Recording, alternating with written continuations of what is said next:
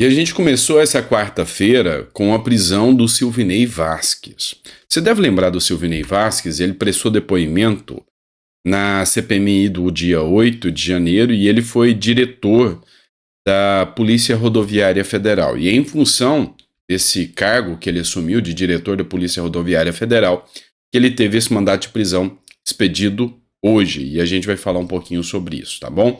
Além disso, a gente vai falar também de CPI do MST, a gente vai falar de muita coisa importante nesse editorial. Seja muito bem-vindo, que Deus te abençoe muito.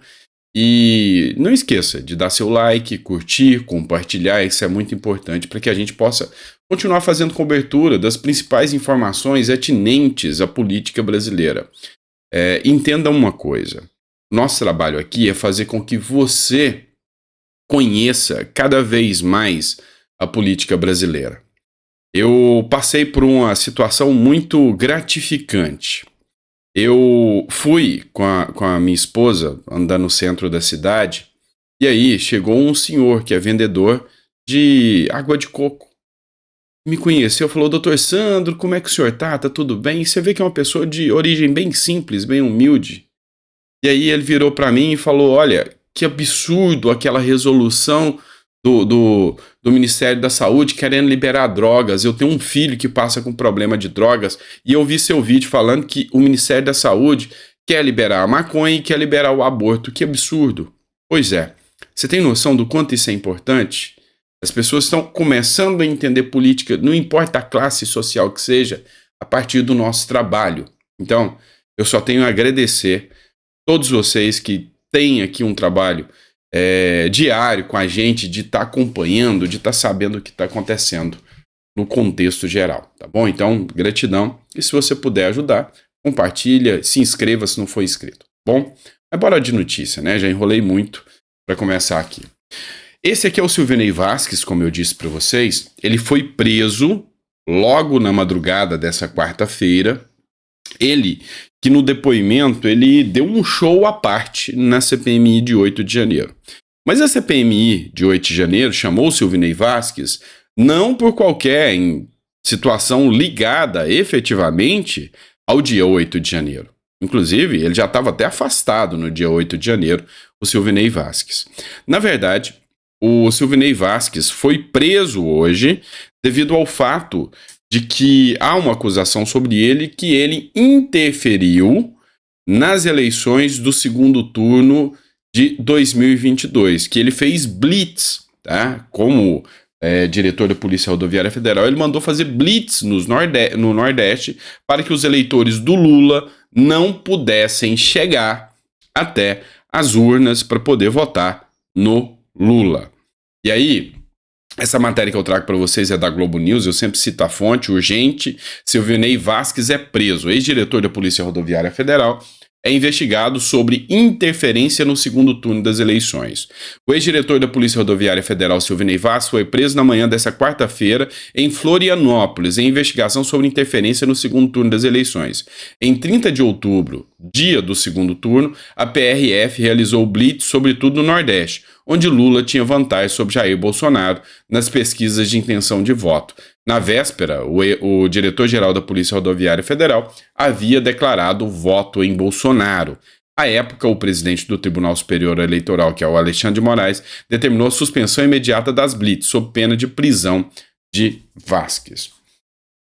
Talvez você não entendeu, mas o principal ponto aqui da prisão de Vasquez não é só a blitz. Ele declarou voto em Bolsonaro. Tá? E aí, vocês têm que entender alguns pontos. Pelo menos esse é o meu ponto de vista. É lógico que a gente respeita a decisão judicial. Quem manda é o judiciário. Não tem o que falar. Então tem que se respeitar. Mas, hoje, Silvinei Vasquez está afastado. Ele não está exercendo nenhuma função de liderança, de diretoria, não pode atrapalhar a investigação, nada nesse sentido. O que justifica a prisão do Silvinei Vasquez? Afinal, nós temos deputados que são pegos com dinheiro na cueca. Nós temos aí assassinos que são, liberados para responder processos em liberdade. Qual o risco que Silvinei Vasquez tem de interferir nesse processo? O que justifica a prisão dele? Pedagógica. E isso é perigoso demais no Estado democrático de direito. É pedagógica, é para mostrar para aqueles bolsonaristas, ou seja, para aqueles que são aliados ao Bolsonaro, que se você for aliado ao Bolsonaro, se você for dessa linha bolsonarista, o seu caminho é a prisão. Essa é a mensagem que o judiciário quer passar com a prisão do Silvinei Vasquez, que aconteceu com o Anderson Torres, com o Naime ainda preso. É essa a visão que o judiciário quer passar. Porque até agora a gente vê que essas manutenções de prisão, a gente pode utilizar as falas aí do Gilmar Mendes, é que prisões preventivas estão sendo utilizadas como meio de coercibilidade, ou seja, simplesmente para pegar provas. Ou seja, ou para passar uma imagem de que você, se tiver desse lado da história, você vai preso. Então, isso é muito arriscado, a gente tem que brigar por uma democracia plena, e isso me preocupa bastante. Pessoal, a gente vai colocar uma pauta agora que eu achei, sabe, super interessante. A secretária do governo Tarcísio, que é a Sonaira Fernandes, ela foi na Alesp para dar depoimentos, declarações do trabalho da gestão Tarcísio, foi convocada. E aí, uma deputada do PSOL tentou lacrar em cima dela, sabe, aquela boa e velha, né? Se você é mulher, é negra, mas não é de esquerda, você não é minoria. Você só é minoria se você for de esquerda. Se você for homem, branco, hétero, mas de esquerda, você é minoria. É essa a mentalidade deles. E aí, o deputado Gil Diniz aqui fez essa publicação que vale a pena você perceber que aqui em São Paulo o sistema é mais bruto um pouquinho, tá? Então dá uma olhada. Secretária, mas respeito muitíssimo a autonomia dela, e ela declarou aqui muitas vezes que está nesse lugar porque assim o deseja. E a gente também sabe que mulheres e negros que são usados como token para atrasar a luta das mulheres. E a luta de negros e negras também estão nesse lugar muitas vezes porque querem. Deputada. Só para deixar claro, ela falou que mulheres e negras são utilizadas como token pela direita. Essa é a narrativa. Ah, se você é de direita, você é utilizada como token, você não merece estar nesse lugar, porque você atrasa a luta dos negros, das mulheres, dos homossexuais, das pessoas com deficiência, dos idosos, ou seja, das minorias. Mas aí a resposta foi a contento. Eu preciso dizer para a senhora que o respeito precisa começar por nós. Quando a senhora diz... Quando a senhora diz que eu me presto ao papel de servir de massa de manobra, a senhora está claramente me desrespeitando. Verdade. E cometendo violência. A senhora não precisa, deputada, ter simpatia ou nenhum tipo de sinergia pela minha pessoa. A senhora precisa simplesmente respeitar o trabalho que a Secretaria da Mulher do Estado de São Paulo está fazendo. Então, é uma clara... Eu queria perguntar para a senhora, cadê a sua sororidade? Cadê a sua empatia a uma mulher negra, nordestina, que está aqui disposta a apresentar o trabalho que o Estado de São Paulo... Respeite o meu lugar de fala, deputada. Olha só, depois dessa, eu acho que ela já deveria ter ficado em silêncio, porque realmente pegou muito mal essa fala dela, desrespeitando uma mulher negra, nordestina, batalhadora, que conseguiu uma gestão impecável dentro do governo Tarcísio. E aí, ela poderia ter ficado sem essa que quem presidia a sessão falou para ela. Respeite o meu lugar de fala, deputada. Se a senhora não permitir, se a senhora não, é a segunda vez que a senhora interrompe uma pessoa falando, deputada. A gente precisa ensinar a senhora que cada um tem seu direito de fala? Será que a senhora pode ter a gentileza e o bom senso de respeitar o direito de fala das pessoas?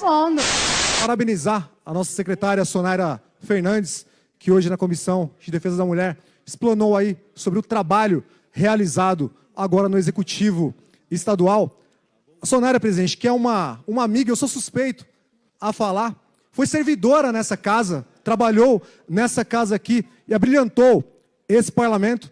E hoje, por mérito próprio, Sonaira, você está guiando aí, dirigindo essa secretaria tão importante e inédita aqui no estado de São Paulo. Então, parabéns, está nas nossas orações. Os predicados aqui são muitos. E, obviamente, a tua história fala por si. O teu currículo fala por si.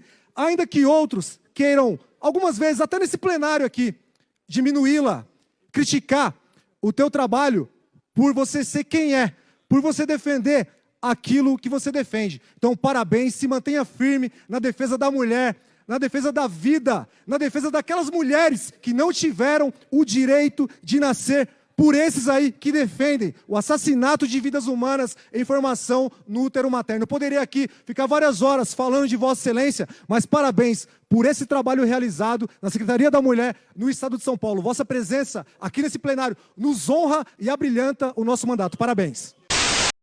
E aí, pessoal, eu queria que vocês deixassem um comentário de vocês. O que vocês acharam desse trecho aqui que aconteceu na Assembleia Legislativa de São Paulo? Se você concorda que sim, existe um sequestro das pautas identitárias LGBT que merece respeito, tá?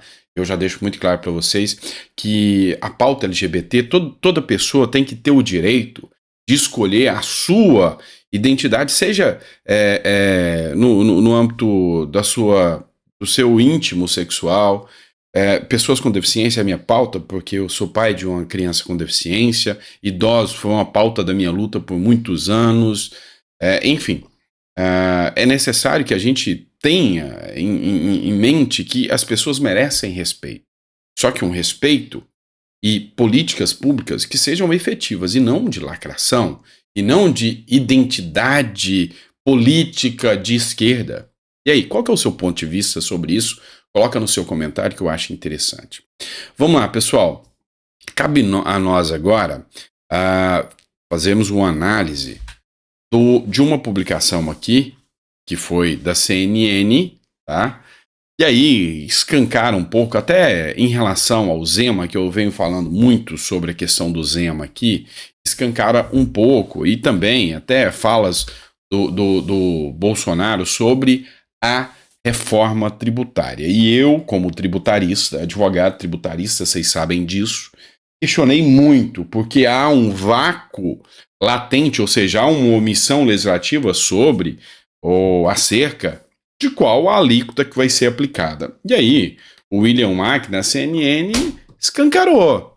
O governo prevê uma das maiores alíquotas do mundo. Então, se você acha que você já paga muito, prepare-se, porque você vai pagar muito mais. O governo Lula já tem a previsão agora de tirar 5 bilhões de reais extra-teto, ou seja, fora do teto, só para gastar ainda mais. E aí, meu amigo, quem vai pagar essa conta é você. É você que vai pagar essa conta. E aí, a coisa fica cada vez mais complicada. Com toda certeza, fica cada vez mais complicada. Bora lá um pouco? Eu preciso falar ainda sobre o Romeu Zema com vocês, tá? Olha só. A Adriana Ventura, que é uma flor de pessoa, uma pessoa super educada, todas as vezes que eu fui ao Congresso Nacional, inclusive para lutar pela pauta das pessoas com deficiência e pessoas idosas, a Adriana nos atendeu sempre muito bem, muito solícita, então tenho que dar parabéns para ela. E aí, ela cita essa matéria do Correio do Povo. Flávio Dino critica Romeu Zema por lançamento de Bloco Sul-Sudeste, chamando-o de traidor da pátria. Olha a resposta da Adriana Ventura em relação a essa questão do Romeu Zema, lembrando que ela também é do Partido Novo. Nunca vi tanta narrativa canalha, mentirosa, que o PT e a turma da esquerda está fazendo com o governador Romeu Zema. O governador Romeu Zema dá uma entrevista explicando o consórcio, o grupo que foi formado pelos governadores das regiões do Sul e do Sudeste. Agora, o que faz o PT, incluindo alguns líderes desinformados que não leram a notícia? A fala preconceituosa, nojenta de um homem público que deveria falar do Brasil. Eu vou ter que abrir um espaço aqui. Tá? vocês devem conhecer esse deputado que está falando aqui. Eu não vou citar os predicados, as ações, mas esse aqui é o que há acusações sobre ele em relação a um escândalo absurdo de um assessor com dinheiro na cueca.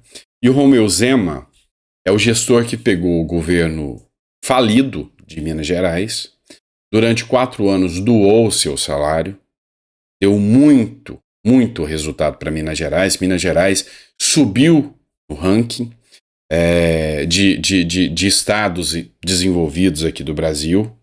E aí, esse é o que critica hoje o governador Zema. E não fala mal do Norte e do Nordeste. Declarações xenofóbicas do governador Romeu Zema. É chamá-lo de xenófobo, é chamá-lo de separatista. E aí vem o ministro da Justiça falar que é traidor da pátria e um monte de absurdo digno de quem não leu a reportagem. Porque eu desafio qualquer parlamentar, qualquer ministro a achar qualquer coisa que mostre que o nosso governador, o melhor governador do Brasil, aquele que tirou Minas Gerais das trevas, estão querendo denigrir a imagem do governador Romeu Zema por motivos eleitoreiros, torpes, sujos, num jogo de vale tudo que a gente já conhece. E o que o governador Romeu Zema falou na sua entrevista? Uma coisa super legítima, que os estados do Sul e do Sudeste, que representam 56% da população e que representam 70% da economia do país, estão buscando participar das decisões, estão buscando protagonismo político, o que é super legítimo. Afinal de contas, existe o consórcio do Nordeste que foi criado em 2019. Por que está criando essa narrativa horrorosa? Ninguém foi lá falar que o consórcio do Nordeste era contra os estados do Sul. Então a gente percebe que é uma tentativa armada,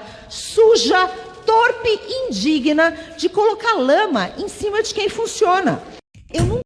Parabéns para Adriana Ventura, não tem outra palavra senão dar os parabéns. Mas o Luiz Lima, que é daqui de São Paulo, do Rio, até peço perdão, do Rio de Janeiro, deputado federal também, ele explicou um pouco mais o que acontece em relação a esse caso do Nordeste aí, do recurso liberado, da separação dos recursos que vai para o governo federal.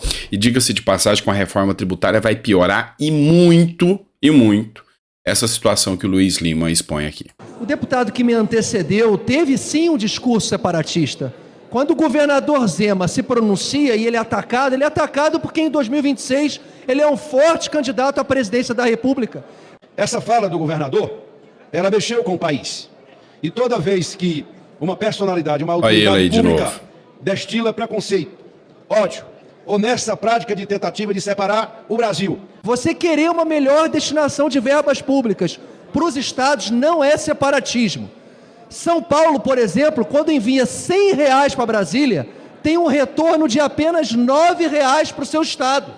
O Maranhão, no Nordeste, que foi governado pelo ministro da Justiça, Flávio Dino, que entregou o estado com o menor IDH do Brasil, quando envia R$100 para Brasília, tem um retorno de R$338. Tirando que Rio de Janeiro, Minas Gerais e São Paulo têm 42% da população. E a representatividade nessa casa é menor do que 42%. Somente 9 senadores representam 42% da população. Região Sul e Sudeste melhora sim, tem que melhorar sim o protagonismo político nessa casa. E o Nordeste sofre há mais de 20 anos com uma governança do PT, fruto da incapacidade política dos seus representantes. E aí, pessoal? Acho que já está bem explicado ou precisa desenhar para esse pessoal entender a verdade dos fatos em relação ao governador Zema, em relação ao que acontece com o Zema? E aí, é com vocês. Bom? Muito obrigado, fiquem com Deus e até o próximo editorial.